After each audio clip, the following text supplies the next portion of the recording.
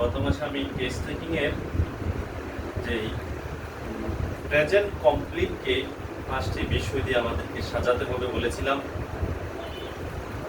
Location, sensation, possession, modalities, concomitance. এই 5টা chapter দিয়ে একটা রোগীর প্রেজেন্ট কমপ্লিটকে আমাদেরকে সাজাতে হবে বলেছিলাম। একটা টেবিল সাজাতে যেরকম 4টা পায়া লাগে, তেমনি করে একজন রোগীর কেসকে সাজাতে হলে, প্রেজেন্ট কমপ্লিটকে সাজাতে হলে 5টা পয়েন্ট দিয়ে সাজাতে হবে। তাহলে আজকে আমি মডালিটিস এই বিষয়টার উপরে একটু আলোচনা করব।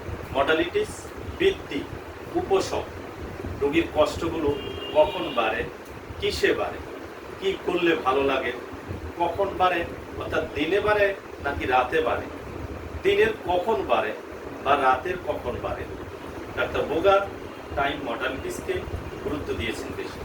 যদি দিনে বাড়ে, ডাক্তারবাবু দিনে আমার 12টা বাজলেই আমার এই সমস্যাগুলো বেড়ে যায়, কতক্ষণ থাকে, এই মধ্যে আপনার কি করলে ভালো লাগে, এই কষ্টগুলো যখন আপনার হয় কি করলে ভালো লাগে, আপনি কি করেন, তখন কিসে আপনার উপশম হয়, রিলিফ হয়। ডাক্তারবাবু আমার দিনের 12টা বাজলে এই সমস্যাগুলো বেড়ে যায়, যখন আমার এই সমস্যাগুলো বেড়ে যায় তখন আমি ঠান্ডা পানি দিলে আমার কাছে ভালো লাগে। যদি বলে যে রাত্রে বাড়ে, তাহলে রাত্রে কখন বাড়ে, প্রথম ভাগ, শেষ ভাগ, মাঝ রাত্রে। তাহলে রাতের শেষ ভাগে বাড়ে, কষ্টগুলো রাতের শেষ ভাগে বাড়ে, অর্থাৎ বা রাতের মধ্যভাগে বাড়ে, অর্থাৎ সন্ধ্যাবেলা বাড়ে। তাহলে আমরা রোগীর যে মডালিটিস, রোগীর যে বৃদ্ধি বা উপশম, রিলিফ কি করলে ভালো লাগে সেটা আমাদেরকে বুঝে নিতে হবে। তাহলে ডাক্তার বোগার এই মডালিটিসকে গুরুত্ব দিয়েছেন, এই মডালিটিসকে গুরুত্ব দিয়ে রোগীর সঠিক ওষুধটি সিলেকশন করেছেন। তাহলে আজকে আমি মডালিটিসের উপরে বললাম যে টাইম মডালিটিস, টাইম মডালিটিসের কথা বললাম। মডালিটিসের ভিতরে অনেকগুলো চ্যাপ্টার আছে আমার।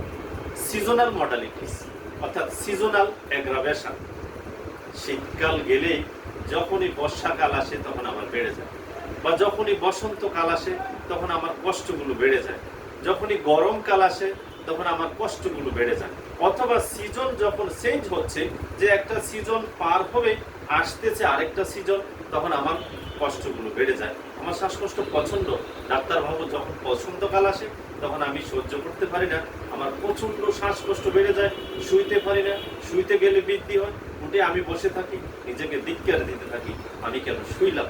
তাহলে এই রোগীর কষ্টগুলো আমাদেরকে অনুভব করতে হয় মডালিটিসের মাধ্যমে। তাহলে কিসে বাড়ে, কখন বাড়ে, কি করলেই ভালো লাগে, অর্থাৎ যখন আমার ওয়েদার একটু আবহাওয়া ঠান্ডা হয়, আকাশে বৃষ্টি দেখা দিচ্ছে বা বর্ষা মেঘলা আবহাওয়া, তখন আমার কষ্টগুলো বেড়ে যায়। অথবা এই মডালিটিসের ভিতরে আবার অনেক সময় আমাদের দেখা যায় খাদ্যের মডালিটিস, খাদ্যে বৃদ্ধি, খাদ্যে উপশম। এই খাবার খেলে আমার ভালো লাগে, এই খাবার খেলে আমার কষ্টগুলো বেড়ে যায়। ডাক্তারবাবু শাক পাতা খেতে পারি না, পানিতে জন্ম হয় এমন কোনো খাবার আমি খেতে পারি না, খেলেই আমার পেটে হড় হড় গড় গড় শব্দ শুরু হয় আর আমাকে টয়লেটে যেতে হয় বলা হয়। তো যখন সম্মানিত চিকিৎসক মণ্ডলী, আমরা এই 5টি বিষয় দিয়ে রোগীর প্রেজেন্ট কমপ্লিটকে সাজাতে হবে। তাহলে আজকে আমি মডালিটিসের উপর একটু বললাম যে মডালিটিসের ডাক্তার বোগার মডালিটিসের মূল্য দিয়েই রোগীর ওষুধ সিলেকশন করেছে। তাহলে টাইম মডালিটিস, সিজনাল মডালিটিস, রাতে বাড়ে, দিনে বাড়ে, তারপরে ফুড অ্যাগ্রাভেশন, ফুড মডালিটিস, কোন খাবার খেলে বাড়ে, সিজনাল মডালিটিস, অথবা নাইট অ্যাগ্রাভেশন, ডে অ্যাগ্রাভেশন, এগুলো আমাদেরকে ভালো করে এই কেস টেকিং এর মাধ্যমে জানতে হবে। তাহলে আমরা আজকে মডালিটিস সম্পর্কে বললাম, আগামী সপ্তাহে বলবো কনকমিটেন্স।